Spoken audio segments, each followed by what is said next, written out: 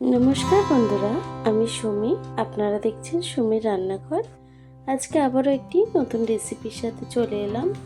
দাঁতনে মাছ দিয়ে কাঁচকলা আলুর ঝোল। চলুন তাহলে রেসিপিটি শুরু করা যাক। তার আগে আমার ভিডিওটি যদি আপনাদের ভালো লেগে থাকে, চ্যানেলটিকে সাবস্ক্রাইব করে ভিডিওটি লাইক দিয়ে দেবেন। চলুন তাহলে রেসিপি শুরু করা যাক। তরকারিটি রান্না করার জন্য একটা কড়া বসিয়ে নিয়েছি। কড়াইটি গরম হয়ে গেছে, তেল দিয়ে দেবো। তেলটি গরম হয়ে গেছে, মাছটাকে ভেজে নেব। মাছে আগে থেকে নুন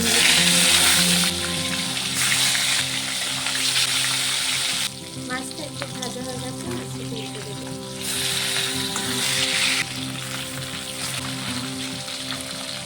মাছটা ভাজা হয়ে গেছে, মাছটাকে তুলে নেব। বাকি মাছটাকে একইভাবে ভেজে নেব।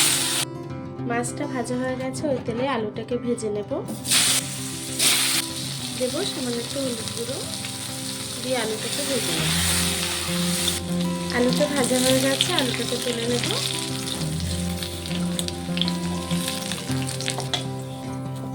ওই তেলের মধ্যেই কাঁচকলাটাকে ভেজে নেব। দেব সামান্য একটু হলুদ গুঁড়ো।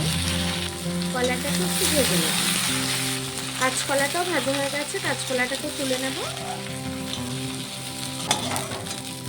এই কড়ার মধ্যেই সামান্য আরও একটু তেল দিয়ে দেব। তেলটা গরম হয়ে গেছে, দিয়ে দেবো একটু গোটা জিরে ফোড়ন, দিয়ে দেবো পেঁয়াজ কুচি, দেবো কাঁচা লঙ্কা। সব কিছু একটু ভেজে নেব।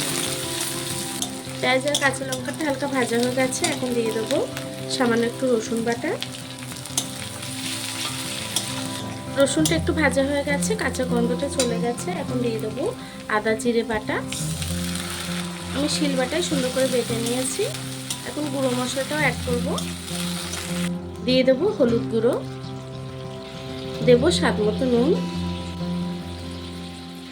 সব কিছুকে একসঙ্গে রান্না করে নেবো যতক্ষণ মশলা দিয়ে তেল না ছাড়ছে। দেবো সামান্য একটু ধনে গুঁড়ো। মশলাটা সুন্দর করে কষানো হয়ে গেছে, মশলা দিয়ে তেল ছাড়ছে। আলু আর কলাটা দিয়ে দেবো। আলু আর কলাটাকে দিয়ে একটু কষিয়ে রান্না করে নেব মশলার সাথে।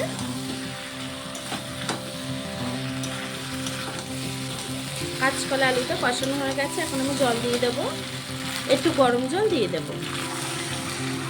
ঝোলটা যতটা রাখবেন সেই অনুযায়ী জলটা অ্যাড করবেন। জলটাকে দিয়ে একটু নেড়ে চেড়ে আমি কিছুক্ষণ রান্না করে নেব। তরকারির ঝোলটা ফুটে গেছে, এখন আমি মাছগুলো দিয়ে দেবো ভেজে রাখা।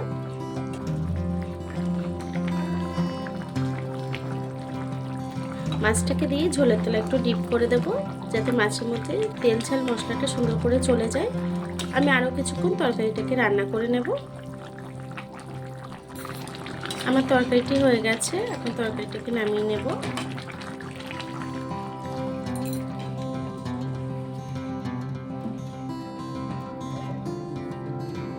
দেখুন বন্ধুরা, আমার তরকারিটি হয়ে গেছে।